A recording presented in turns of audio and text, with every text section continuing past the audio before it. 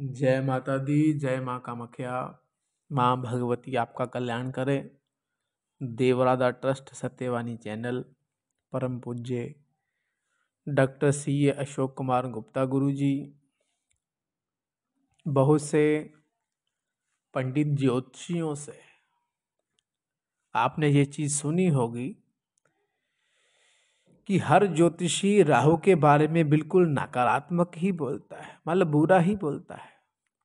आज हम आपको राहु के बारे में जो उसका सकारात्मक प्रभाव है, अच्छा प्रभाव है, वह बताने की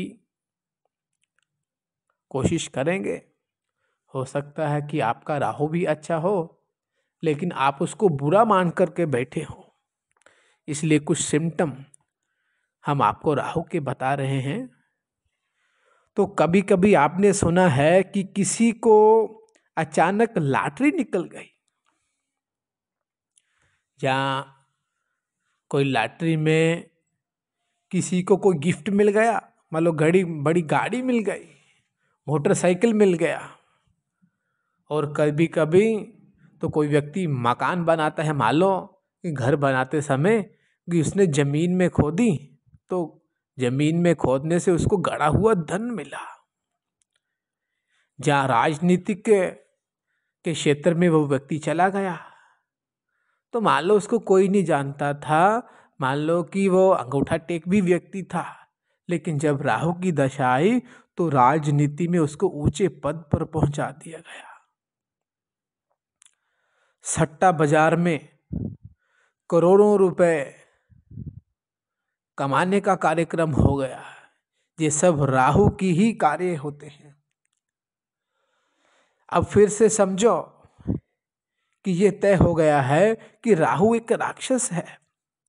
फिर अमृत को चक्कर वो बलशाली हो गया, किंतु उसकी जो आदत नकारात्मक ही होती है। लेकिन एक नकारात्मक व्यक्ति भी किसी न किसी पर मेहरबान जरूर होता है। एक गुंडा बदमाश भी किसी को चाहता होगा। वैसे ही राहु सबका बुरा करता है, लेकिन जब अपने उच्च घर मिथुन, पुरातन काल अनुसार कहना है कि वृषभ में भी जब विराजमान होते हैं तो कन्या राशि में होते हैं, तब वह बहुत सकारात्मक प्रभाव यानी कि अच्छा फल देने वाले होते हैं। फर्श से अर्श तक लेकर के जाते हैं, यानी जमीन से आसमान तक पहुंचाने का कार्य भी राहु महाराज करते हैं। जब शनि शुभ हो और राहु भी शुभ हो तो समय बदलते देर नहीं लगती। जो इंसान के पास चाय पीने के लिए पैसा भी नहीं है, वो राहु के रहते, राहु के समय पर उसका जब भाग्य परिवर्तन होने वाला होता है तो साथों साथ राहु उसको करोड़पति बना देता है। मतलब एक ग्रह गोबर को सोना भी बना सकता है और एक ग्रह सोने को गोबर भी बना सकता है। सही मायने में राहु को समझ पाना बहुत ही कठिन होता है, क्योंकि इसके जो गुण है नकारात्मक और सकारात्मक दोनों गुण हैं। एक तरफ राक्षस प्रवृत्ति और दूसरी तरफ अमृत का अंश चखा हुआ गुण भी उसके अंदर है। जैसे मान लो कोई एक भिखारी, मान लो रोड पे वो भीख मांग रहा है, कपड़े फटे हैं, दारिद्री है, गंध आ रही है, उसके पीछे भी राहु है। और एक व्यक्ति बहुत बड़ी गाड़ी में घूम रहा है, मान लो करोड़ों और अरबों रुपए उसके पास हैं, उसके साथ भी राहु जुड़ा हुआ है। क्यों?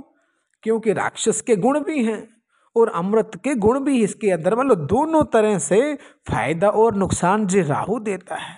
यदि मान लो कि किसी को सांप ने काट लिया, तो सांप के काटने से मौत हो सकती है, लेकिन दूसरी तरफ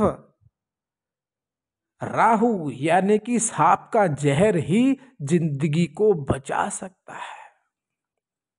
हर ज्योतिषी राहु के नाम पर अक्सर नकारात्मक भ्रमित विचार रखते हैं कि राहु खराब है साहब, राहु की दशा में ये होता है, राहु की दशा में वो होता है। अपन हमको बता रहे हैं आपको कि राहु के अंदर अमृत के गुण भी हैं, जिसकी वजह से वे दोनों प्रभाव देता है, सकारात्मक भी और नकारात्मक प्रभाव भी देता है। लेकिन वह हर भाव में जब ये सकारात्मक प्रभाव देता है तो इंसान को बलशाली से लेकर के प्रभावशाली तक बना देता है। क्या आप जानते हैं कि ये जो कलाकार होते हैं, जो एक्टिंग के क्षेत्र में होते हैं, मॉडलिंग वाला वो जो सेंटर होता है, मतलब मॉडलिंग करते हैं, तो उनके पीछे भी राहु और शुक्र की विशेष कृपा रहती है। कोई लोग शनि और राहु को गाली देकर के बात करते हैं, ये बिल्कुल अनुचित है। ये कुछ भी नहीं, आपके किए हुए कर्मों के अनुसार ही राहु और शनि फल देते हैं। और जितने भी सत्ता के लोग, प्रधानमंत्री या राजयोग जिनका भी बना, इनके पीछे भी राहु महाराज की ही कृपा है। इनके बलबूते पे ही इनको सत्ता मिली है, क्योंकि नवग्रह मंडल में राहु को भी सत्ता दी गई है कि जैसे सब ग्रहों के समान इनकी भी पूजा करने से विशेष लाभ की प्राप्ति हो सकती है। राहु बहुत बड़े बड़े राजयोग बनाता है और बहुत बड़े बड़े राजयोग को भंग भी कर देता है। पराशर राहु की प्रशंसा किए हुए कहते हैं कि यदि केंद्राधिपति से युक्त होकर वे केंद्र में स्थित हो जाएं तो महान योग कारक होते हैं और अपनी दशा में बिल्कुल 100% शुभ फल प्रदान करते हैं। इसलिए आपकी अगर जन्म पत्रिका में आप राहु का विश्लेषण करवाना चाहते हैं कि ये शुभ है या अशुभ है, तो आप देवराधा ट्रस्ट से संपर्क कर करके आप अपनी जन्म पत्रिका दिखलवा सकते हैं, जिसके माध्यम से आपके जीवन में जो राजयोग आने वाला है, किसी राहु की वजह से वो राजयोग खंडित ना हो जाए, क्योंकि राहु राजयोग देता भी है और राजयोग को भंग भी करता है। इसलिए पहले से ही राहु महाराज को पटा करके रखें, उनकी कृपा प्राप्त करें, ताकि जो राहु आपको राजयोग ही दे। अगर नकारात्मक प्रभाव दे भी सही तो इतना ज़्यादा ना दे।